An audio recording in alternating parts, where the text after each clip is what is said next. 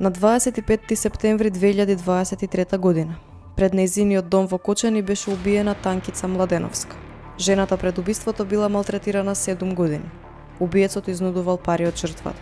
Во еден момент Танкица рекла: "Или ќе се убијам, или ќе ме убијат."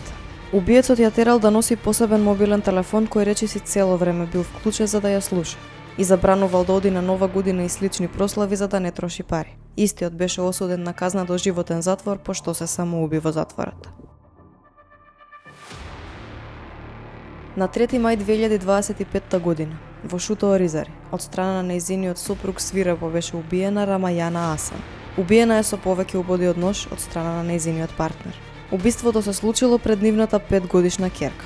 Оружјето со кое била убиена Рамајана е пронајдено, заедно со крвавата облека што убиецот се обидел да ја сокрие. Жената постојано го пријавувала насилникот, но институциите не реагирале. На 15 септември 2025 година, во Велес свирепо беа убиени Росица Коцева и нејзиниот татко. Убиецот постојано ја малтретирал девојката, дури и ја киднапирал. Или ќе бидеш моја, или ќе бидеш мртва. И порачал Илија на Росица додека се возеле во неговиот автомобил пред да ја затвори кај него дом.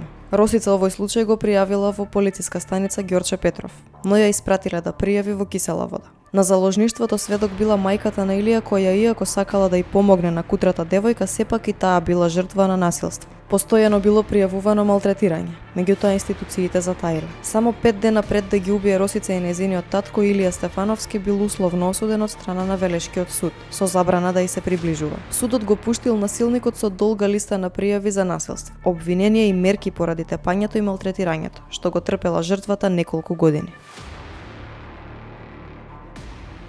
Стотици иницијали во билтенот на МВР за кои веројатно никогаш нема да дознаеме ни име ни презиме. Убиена, распарчена, силувана, не можеле да најдат делови од телото.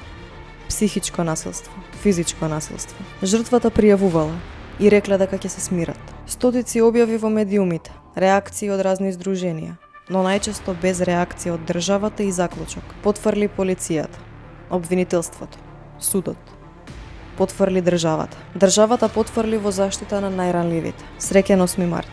И има кој памети.